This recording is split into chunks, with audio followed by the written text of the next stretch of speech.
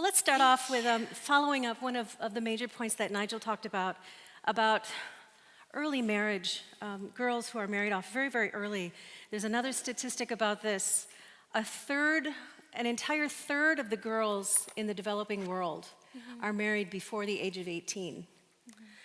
And when you and I met yesterday and were chatting a bit, you told me a very interesting story that personalized this for you and your family very much. Please share that with us. Yes, and I love sharing this story because I really feel that it compels people to understand the importance of this issue and how it's affecting girls in the developing world.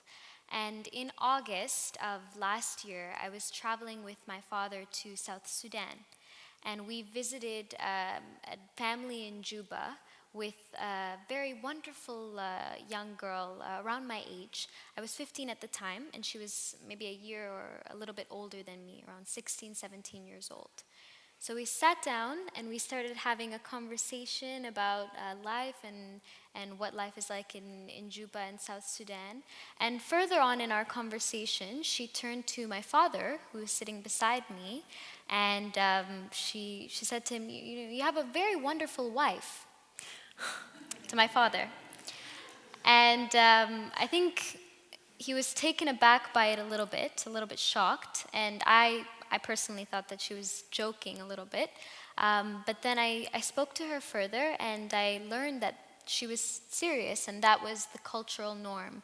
And child marriage, actually, in South Sudan was so ingrained in the fabric of the communities there that the girls themselves started to believe that it was a norm for them.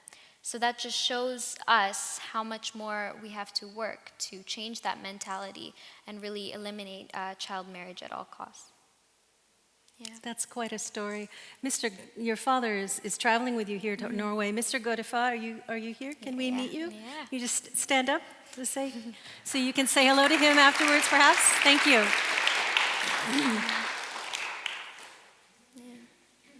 So, we had some images here of you on a trip to Ethiopia. And tell us what's happening. You're with, looks like a classroom at least, of girls in Ethiopia. This was, I assume, when you're working as an ambassador for UNICEF, Yeah, correct? This is in, so tell us what's going on here. Yeah, this is in South Sudan. Oh, this is South Sudan, okay. But this opportunity came when I was in Juba. It was the same day that I had actually had this conversation about child marriage, which was very interesting because I then had an opportunity to go speak to some girls themselves and listen to their stories, and in the midst of all of this, how they plan to reverse this for their community and for themselves. And it was so inspiring to listen to them talk about their dreams and their hopes for the future. And they are girls just like me. And the only difference is that we have different opportunities and different settings. And in the midst of everything that they're going through right now and the adversity that they're facing, they still remain very strong and very hopeful. And they are so passionate and they have so much to offer to the world that I know that they are going to be leaders of their community. They were telling me they wanted to study further in their schooling and go to secondary school and become pilots and lawyers and teachers and doctors, all aspirations that can be achieved if they have basic education and a right to education. And that's something I like to emphasize as well, is that through education, most of the issues that we see that girls are facing can be eliminated. They're very simple issues that they're facing. It just needs to be implemented, and they need to have access to education. That's a must. Did you get a sense when you met these girls in South Sudan that they were aware that perhaps early, young marriage is an impediment to just getting an education and moving on and living up to a different potential? Did you get a sense that they understood that already? Or is this a new message that people like you are bringing? I think we definitely have to bring to light the issue of child marriage. I think on our side, we all know the that it can be detrimental to a girl's future. But I think it's also important in partnering with the communities in places like South Sudan and working not only with the girls themselves, but with the parents and helping them understand that this part of a culture or this mentality is actually harming their girls. So going in and discussing with the girls themselves and asking them, what do you want to do in the future? What do you want to be? What are your goals? What are your dreams? And explaining how practices like child marriage are detrimental to your growth as a girl and then eventually as a woman really will help reverse the mentality that's already there. It's a process. It's going to take some time, but it's for the future of our world in general. It's very important that we work to reverse that. So in meeting girls in Ethiopia and South Sudan, tell us a story maybe about one or two of these girls that can bring this to life for us, about perhaps an obstacle that they have, a girl has been working to overcome, or a success story, or something, a real life story, one of that you heard while you were there.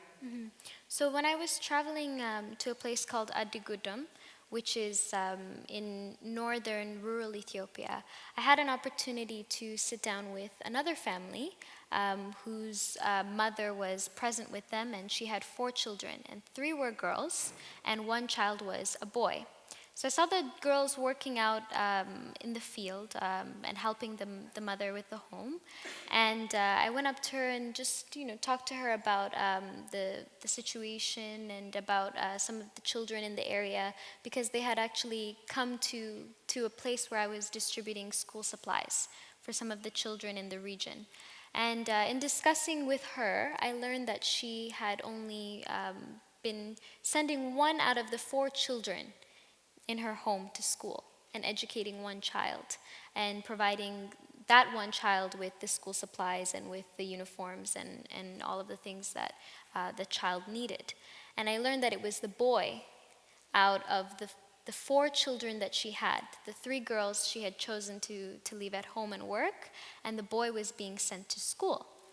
So I sat down with her and I asked her, why have you chosen out of your girls? I mean, from my viewpoint, I would assume that the girls would be better suited to be in school, and the boy who can help with the manual labor at home would be more useful. And she explained to me that it was an economic issue, and she couldn't afford to send her daughters to school. And so I spoke to her about this issue, and I explained that yes, it is an economic issue, but it's an economic issue to not send the girl to school. Because later on, a few years down the road, you'll start to see that your return on investing in your girl child to go to school will be a lot greater, because she will be equipped with the skills and the knowledge that she needs to really make a better future for herself and her family and her community. So in speaking with that mother, she started to understand why it would be more beneficial for her to send her girl children to school. So I definitely believe that those types of encounters and experiences, speaking with parents and members of the community, will start to reverse that cultural mentality that our girls have to stay at home and not have access to basic education. Mm-hmm. So, Nigel emphasized, of course, that education is key here. What have you learned about the education situation otherwise for girls in places like Ethiopia? Here in Canada, in the United States, in Europe, we look at education as, of course, critical to our individual development and becoming citizens of our nations and the world.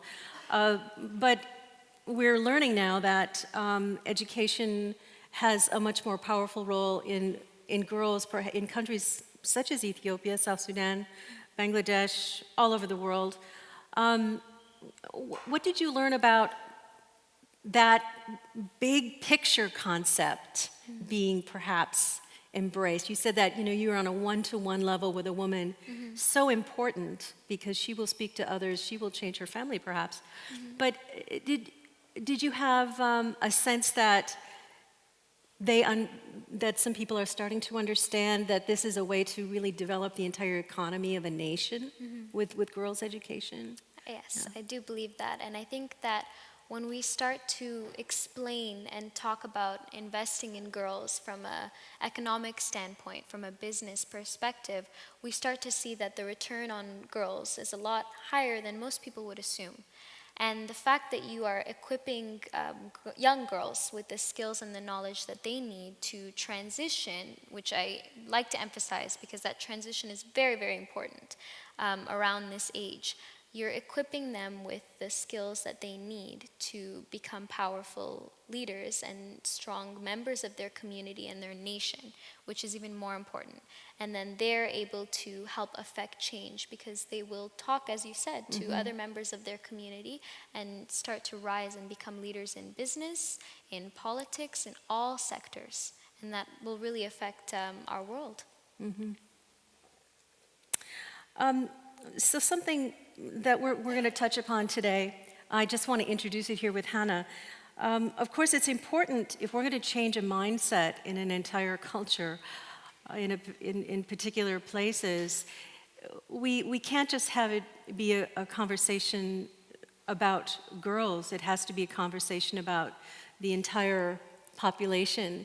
So what are your ideas about, just quickly, about how to approach boys as they're developing, as they're going through transition, becoming adults? How do you think they need to be approached to understand that girls have to be invested in as well? Well, I think ultimately what's important to keep in mind is when we talk about girls' education, girls' rights, what we're looking for in the future is gender equality and gender equity and making sure that girls have the same opportunities as boys and not to just focus on one or the other.